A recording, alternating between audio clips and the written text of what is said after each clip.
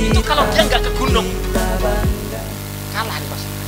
Maka diminta sama Umar dari Madinah itu tiba-tiba di Al-Fatbah itu mengasih komando, syariah gunung, ke gunung kemudian menang. Para mustamiin yang di Masjid Nabawi satu bingung, Umar ini ngomong apa ini? Kok gunung? Tapi nggak berani tanya. Ketika pasukan kaum muslimin yang sudah menang itu pulang ke Madinah, di cross check, apakah kalian pada hari Jumat dengar suaranya Umar bin Khattab? Semua pasukan mengatakan kami menang karena mendengar suara Umar bin Khattab. Itu namanya karomah, diberikan kepada orang yang soleh. Lah, itu Imam Badi'u Zaman Sa'id begitu. Di dalam penjara di mana nulis. Yang disampaikan apa? Yang disampaikan adalah mengajak umat memahami Al-Quran. Maka karya Imam Badi'u Zaman Sa'id Nursi yang berjilid-jilid itu, ya kan, 12 jilid, yang nanti sebagian nanti kemudian dijadikan satu jadi sekian jilid. Kalau saya punya yang versi bahasa Arab, saya ada 9 jilid ya. Itu ditulis di dalam penjara, dalam pengasingan. Ada sebagian yang pakai, ketika itu nggak punya kertas, bungkus rokok sipir penjara itu digunakan untuk nulis, dilempar keluar penjara, muridnya di luar itu ngambil, disalin, nyebar seluruh Turki. Karena saya itu rezim sekuler. Kemudian oleh murid-muridnya dikumpulkan jadi satu, yang kalimat-kalimat tadi itu jadilah Al-Kalimat ini.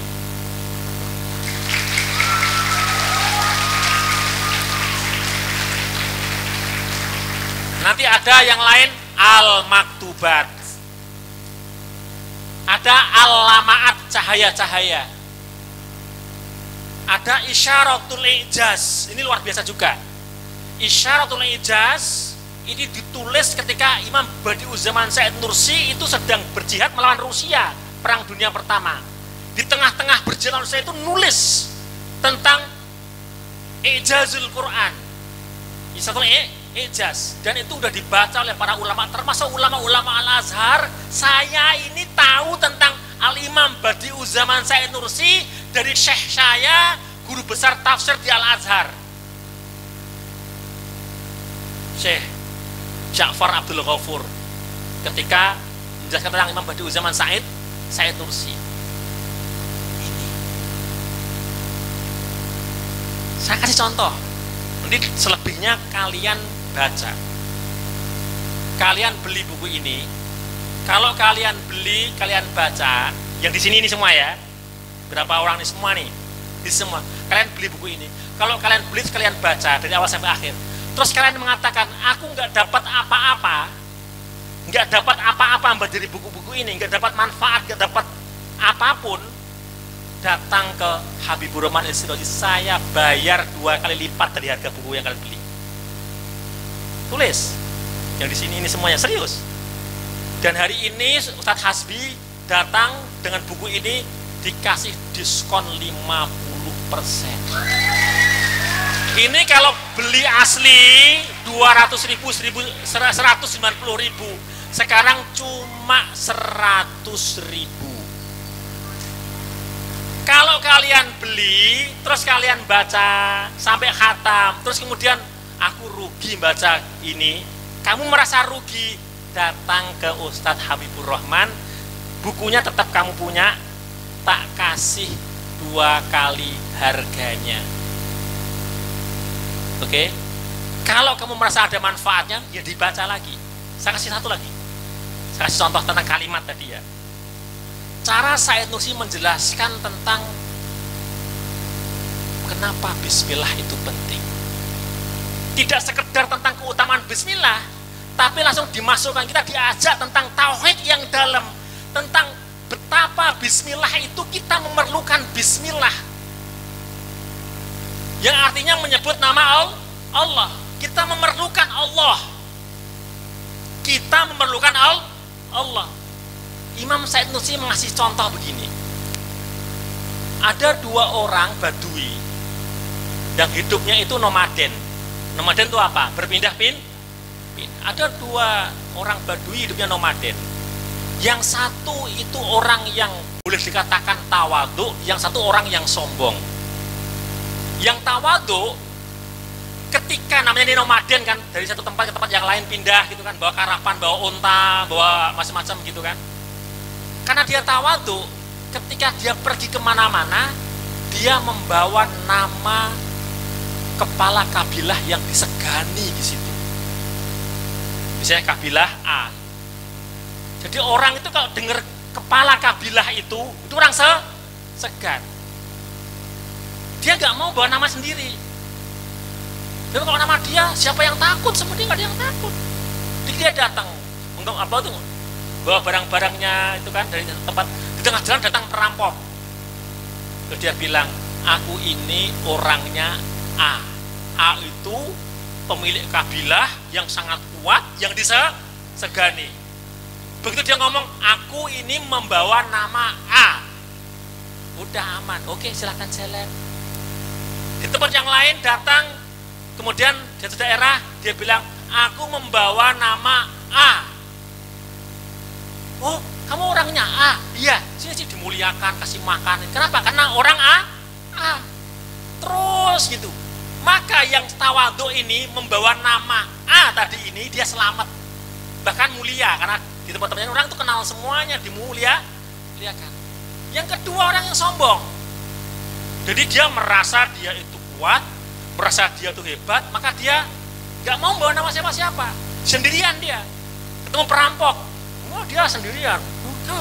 Langsung dihajar sama perampok itu, dimintai semuanya. Udah dia sengsara hidupnya, merana kemana-mana. Dan itu terjadi di dunia nyata terjadi. Coba kamu misalnya, Anda misalnya santri kan, cari apa? Umul Qura, kan terkenal. Kalau Anda diutus sama Pak Yai misalnya, diutus sama Pak Yai, Anda sebagai santri ini datang ke pesantren sana. Anda datang sebagai utusannya Pak Yai. Itu ketika datang ke sana akan dimuliakan sama pihak yang Anda datang ke sana. Oh, Anda dari sana, oh dari Pak Yai, gini, ya minum dulu, ini dulu. Ketika mau pulang nggak ada angkut, kita antar pulang, kan gitu kan? Karena apa? Bawa nama besar. Tapi kemudian Anda nggak pakai siapa-siapa, celulu gitu kan, sopo ini. Sama, ya di sidang internasional misalnya Anda bawa nama Indonesia, presidennya ada penghormatan. Lah, kemudian bagaimana kalau dunia ini itu seperti padang tadi itu, padang syahadat tadi. Kita sedang berjalan nih di dunia ini nih. Dan banyak sekali mara bahaya yang mengancam tuh banyak sekali. Bermacam-macam. Kalau orang yang sombong, dia aku bisa. Dia nggak memerlukan Allah, udah aku sendiri. Dia sengsara. Bahkan matinya akan mengenaskan. Tetapi orang yang tawadhu, bismillahirrahmanirrahim, bawa nama Allah, bawa nama kepala kabilah aja aman kok, apalagi bawa nama Allah. Allah yang maha kaya, Allah yang maha kuat, Allah yang maha memberi, Allah yang maha mengetahui semuanya. Aman Anda. Ini ada di Al-Kalimah. Belum yang lain-lain. 1000, Masya Allah, banyak sekali mutiaranya ini. Anda baca, Anda beli, Anda baca, pelan-pelan, insya Allah Anda akan mendapatkan cahaya-cahaya yang luar biasa. Jadi ini yang bisa saya sampaikan, bedah apa itu Al-Kalimat pada kita ya. Detailnya Anda baca. Kalau saya terangkan semuanya 3 hari nanti. Ya. Hadza wa astaghfirullahi wa lakum wallahul muwaffiq ila aqwamit thoriq wa waladil rosat. Assalamualaikum warahmatullahi wabarakatuh. Waalaikumsalam warahmatullahi wabarakatuh. Iya, silakan boleh tepuk tangannya. Iya. Alhamdulillah, saya pribadi yang memandu kegiatan hari ini, kegiatan bedah buku di sini, merasa betul-betul terinspirasi, bahkan terenyuh hati saya ketika mendengarkan pemaparan daripada Pak Kiai. Apalagi teman-teman ya, apalagi para santriawan dan santriawati, mahasiswa, ketika mendengarkan apa yang jadi paparannya itu sungguh luar biasa. Karena apalagi ketika mendengar cerita tokoh yang menulis ya, bahwasannya tokoh Said Nursi ini seorang cendekiawan muslim yang begitu luar biasa, walaupun dia dalam keadaan tertekan, tetapi dia berusaha untuk selalu dakwah, selalu menyampaikan kebenaran dengan dunia media tulis. Dan alhamdulillah narasumber kita ini kan juga penulis yang sudah luar biasa, karyanya sudah ke mancanegara. Jadi banyak sekali manfaat dan keberkahan daripada beliau. Tentu saya bisa duduk di samping dengan Pak Kiai, mudah-mudahan saya juga dapat keberkahan dari Pak Kiai. Amin ya Allah ya Tuhan. Dan mungkin buat teman-teman, buat para santriawan dan santriawati, mungkin ada yang mau bertanya. Saya belum. Kayaknya udah antusias nih pertanyaannya ya. Tapi kita batasi saja ya Pak Kiai. Baik, kita berikan pertanyaan, berikan kesempatan untuk yang bertanya. Untuk yang akhwatnya 2 orang ya, yang ikhwannya 1 orang ya. Yang mungkin dari mahasiswa dulu. Ada yang dari mahasiswi? Oke, dari yang pertama ya, yang berkacamata ya. Ya, Ulul Azmi ya. Siapa ini?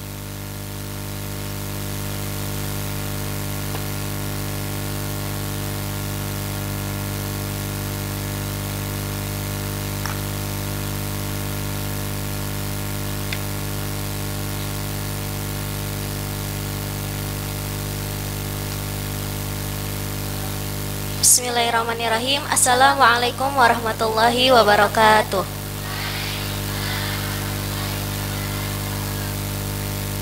Mohon maaf Kiai, sebelumnya nama saya Ulfa Muzdalifah dari Prodi Pendidikan Bahasa Arab semester 7. Ingin bertanya kepada Pak Kiai, ada 2 pertanyaan. Yang pertama, bagaimana menyikapi tadi kan sebelumnya sudah dijelaskan ya, bahwa setiap orang itu mempunyai kecerdasan masing-masing. Salah satunya Al-Imam Badi'uz Zaman Nursi Said.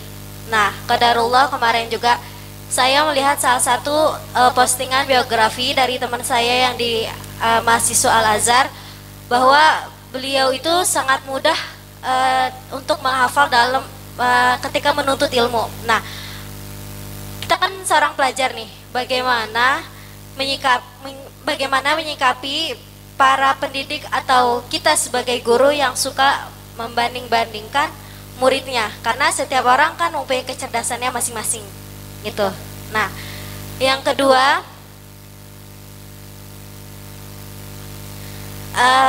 penjelasan Pak Kiai yang tadi, keinginan baik atau bernasib baik yang dijabah oleh Allah itu, atau yang ketika kita berdoa atau ketika Allah memang ingin kita menjadi orang baik. Nah, pertanyaannya, setiap orang kan pasti dalam hati kecil itu pengen menjadi orang yang baik. Maka bagaimana orang yang meninggal dalam keadaan husnul khotimah? Apakah memang Allah mentakdirkan dia meninggal dalam keadaan sunnul khotimah atau sul khotimah, atau memang jalannya apa memang Allah pengen seperti itu? Itu ya, syukran. Assalamualaikum warahmatullahi wabarakatuh. Waalaikumsalam warahmatullahi wabarakatuh. Terima kasih Muzdalifah ya atas pertanyaannya. Kita masih tampung, tetapi untuk 2 penanya lagi mohon dibatasi pertanyaannya, 1 orang 1 penanya ya, 1 pertanyaan. Jadi jangan merekrut daripada semua pertanyaan, titip pesan begitu ya. Untuk dari pondok, dari santri perempuan ada? Oke, yang pertama silakan.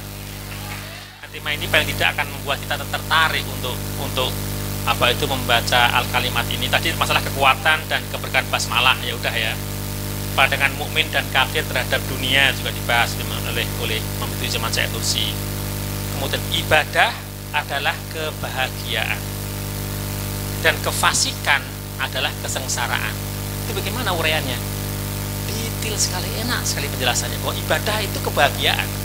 Itu kita akan kemudian kita tuh akan menikmati ibadah kita itu kalau paham itu.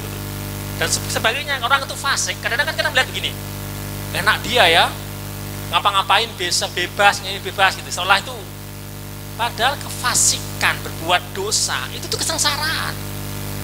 Kesengsaraan. Dia tampaknya bebas kemana-mana, seenak-enak dia kan gitu kan. Itu kesengsaraan kan itu kan. Padahal aslinya kesengsaraan. Penjelasan seperti apa? Dijelaskan dengan detail oleh Al-Imam Badi'uzzaman Sa'id Nursi. Ada lagi misalnya ini 1000 ini ya, jadi sebagian lah saya bacakan ininya. Sholat adalah ketenangan bagi roh, kalbu dan akal. Jadi nggak hanya roh. Ketika kita sholat itu hampir semua yang melekat pada diri kita akan tenang. Roh kita akan nyaman, tenang. Kalbu kita, kemudian akal kita. Kemudian berikutnya tadi ya, urgensi iman kepada hari akhir bagi kemanusiaan. Jadi iman kepada hari akhir itu kebutuhan kita. Penjelasan seperti apa? Dijelaskan dengan detail Imam Badi'uzzaman Sa'id Nursi. Ya. Terus kemudian yang menarik, ya, karena saat itu kan merebak orang itu berkiblat pada filsafat, dan sampai sekarang juga orang itu kok banyak tergila-gila pada filsafat kan. Sehingga Imam Badi'uzzaman Sa'id Nursi perlu menjelaskan bahwa kebenaran ada di dalam Al-Quran. Anda jangan sampai terkecoh. Maka beliau menyampaikan ada kekayaan hikmah Al-Quran dan kefakiran filsafat. Imam Badi'uzzaman Sa'id Nursi itu ada satu masa beliau itu ke Istanbul, dan di Istanbul itu ada gubernurnya. Yang gubernur itu punya perpustakaan besar sekali. Imam Badi'uzzaman Sa'id Nursi itu di situ berapa bulan itu membaca hampir semua buku. Dan Imam Badi'uzzaman Sa'id Nursi itu sekali baca langsung hafal. Sekali baca langsung hafal, kayak scanner itu. Set gitu. Ya. Jadi filsafat itu khatam. Filsafat itu khatam. Maka beliau tahu persis. Maka dia menyampaikan hikmah Al-Quran itu kaya luar biasa. Dan kemudian orang yang menganggap filsafat itu kaya, dia filsafat itu fakir. Kalau dibandingkan Al-Quran gak ada apanya. Itu sangat penting bagi kita untuk paham itu. Baca di sini. Ya. Berikutnya ya, tadi yang bahas tadi itu. Ada satu bagian yang di kalimat ke-26, takdir ilahi dan ikhtiar manusia. Bagaimana meletakkan takdir ilahi, bagaimana meletakkan ikhtiar manusia. Jawabannya ada di sini. Ya, intinya kalau pemahaman Ahlussunnah wal Jamaah, kita tentu paham semuanya bahwa semuanya sudah dinas oleh Allah Subhanahu wa Ta'ala, tetapi kita nggak bisa menyalahkan Allah karena sebenarnya kita sudah diberi akal pikiran kita untuk berpikir. Diberi akal untuk berpikir. Nggak bisa menyalahkan kemudian misalnya ada orang itu meninggal dalam kondisi maksiat terus menyalahkan ini ketentuan Allah. Nggak bisa menyalahkan seperti itu. Karena Anda udah diberi berpikir, udah ada Al-Quran, ya kan? Udah ada Al-Quran, udah ada tuntunan para ulama, ya kan? Detailnya silahkan adik-adikku, mbak-mbak, mas-mas baca di sini. Kalimat ke-26. Takdir ilahi dan ikhtiar manusia. Kemudian wah banyak sekali ini indah sekali. Sekali lagi Anda harus punya ini, baca pelan-pelan. Ya, baca pelan. Mumpung apa itu lagi diskon. Nanti kalau mau tanda tangan langsung ditandatangani sama Ustaz Hasbi dari Turki langsung. Ya, baik ya, alhamdulillah sudah 2 pertanyaan yang terjawab. Ini dari salah satu santriwati Makom. Nah, sampai sekarang, Mbak, memang itu yang diinginkan Al-Imam Badi'uzzaman Sa'id Nursi ketika masih hidupnya. Ada yang disampaikan oleh Badi'uzzaman Sa'id Nursi bahwa dia ketika meninggal tidak ingin makomnya diketahui oleh manusia. oleh manusia. Itu ada hikmahnya juga. Karena Imam Badi'uz Zaman Said Nursi inginnya manusia itu menziarahi karyanya, bukan menziarahi makomnya. Kan banyak aulia yang lain itu makomnya yang diziarahi. Imam Badi'uz Zaman Said Nursi itu inginnya orang itu fokus pada karyanya, pada karyanya ini, dan itu diijabah oleh Allah Subhanahu wa Ta'ala. Ya tentu kemudian diantaranya tadi kan ternyata oleh militer dibongkar, diambil, dipindah-pindah sampai kemudian nggak ada yang tahu sampai sekarang. Sehingga kalau seandainya sekarang itu ketahuan, ya pasti akan diziarahi oleh banyak. Sedangkan Barla saja tuh dari mana-mana datang ke Barla. Tapi ketika ke Barla kan tidak menjadi makomnya. Ketika Barla itu kita terinspirasi. Oh, di sini dulu Badi'uz Zaman Said dulu menulis. Saya juga sampai dari Barla itu saya naik ke gunung yang tinggi sekali. Sering Badi'uz Zaman Said itu kemudian tadabbur alam, apa itu, melihat suasana. Saya naik ke atas puncak. Oh, di sini ya caranya ulama dulu berkarya ya. Tadabbur. Subhanallah. Seolah-olah coba kalau dibaca di sini ya. Memang Badi'uz Zaman Said sampai bisa bercerita, ngasih ibarat misalnya, kalau seandainya ya, udara itu hanya murni pakai hukum alam saja, itu istilahnya udara itu nggak akan kuat menunaikan tugasnya. Jadi udara ini bisa kuat menunaikan tugasnya itu karena ya dia itu ya dengan kekuatannya Allah Subhanahu wa Ta'ala. Mungkin kita kemudian kan bertanya, apa sih tugas udara? Itu di zaman Said Nursi dulu loh. Tapi Imam Said Nursi sudah sampai luar biasa. Udara menyampaikan bau, ketika telepon menyampaikan frekuensi macam-macam, itu udara. Bernafas, diambil nafasnya dikeluarkan lagi, diambil lagi, dan itu semua tugas udara ini. Kira-kira begitu. Ini kalau murni dibebankan dengan hukum alam tanpa kekuatan Allah, nggak akan mampu. Begitu pula tanah, kata Badi'uz Said Nursi. Tanah itu seolah memiliki kecerdasan, seolah-olah memiliki kecerdasan. Coba kamu nanam biji, lempar ke tanah, kemudian berbu, bagaimana tanah itu bisa memilah zat-zat, kemudian menumbuhkan satu buah, jadilah dia buah namanya misalnya rambutan, jadi durian. Bagaimana nggak keliru tanah itu ya? Durian jadi durian. Jadi seolah-olah tanah itu punya kecerdasan, memilah zatnya, diantarkan ke pohonnya itu. Itu ada di sini perenungan Said Nursi di sini. Kadang-kadang subhanallah. Namanya juga dikasih ilham sama Allah Subhanahu, sehingga kita kemudian melihat apa saja itu seolah-olah kita diajak untuk sampai kepada Allah sama Said Nursi ini. Lihat tanah, lihat udara, lihat apa, diajak kita sampai kepada Allah. Maka Said Nursi itu mengatakan tugas kita saat ini, tugas paling utama umat Islam saat ini adalah khidmatul Quran wa inqadul iman. Tugas utama kita adalah khidmah pada Al-Quran dan menyelamatkan iman umat ini. Karena kita diajak untuk jauh dari Allah, diajak untuk seolah-olah tidak mengakui adanya Allah. Bahkan sampai ada yang menantang-nantang, mana ada Allah, mana ada Allah. Ada begitu kan? Saya berani menantang semacam itu. Inilah keadaan semacam kita ini. Sama dengan zamannya Said Nursi sampai sekarang masih ada yang semacam itu.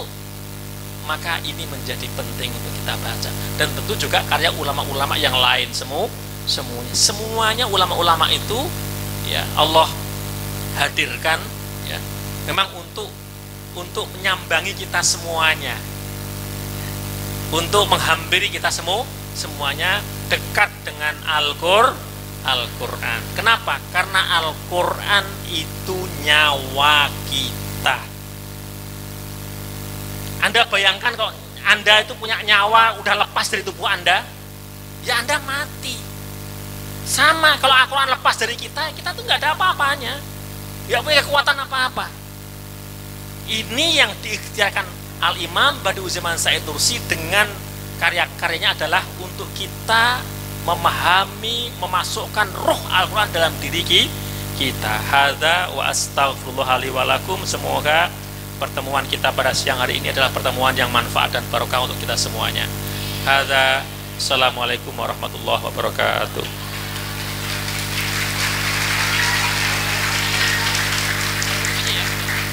Baik, alhamdulillah pertanyaannya dicukupkan ya. Sudah panjang lebar daripada pertanyaan daripada pemaparan Pak Kiai Haji Abdul Rahman, dan alhamdulillah banyak juga manfaat daripada untuk kita semua ya. Sekali lagi boleh tepuk tangan ya, alhamdulillah. Dan kita akhiri diskusi kita atau bedah buku pada hari ini dengan sama-sama membacakan lafaz hamdalah. Alhamdulillahirabbil alamin. Jika teman-teman masih penasaran, silahkan membeli bukunya. Untuk konsultasi tentang buku diskon tadi, oh iya, baik, untuk diskon tadi silahkan langsung hubungi ke si bapak yang di pojok sana ya, yang 50% harga daripada harga normalnya. Untuk penanya siapa tadi ya, Muzdalifah, boleh maju sama Nazma. Ini ada bukunya, boleh sama Pak Kiai. Silakan.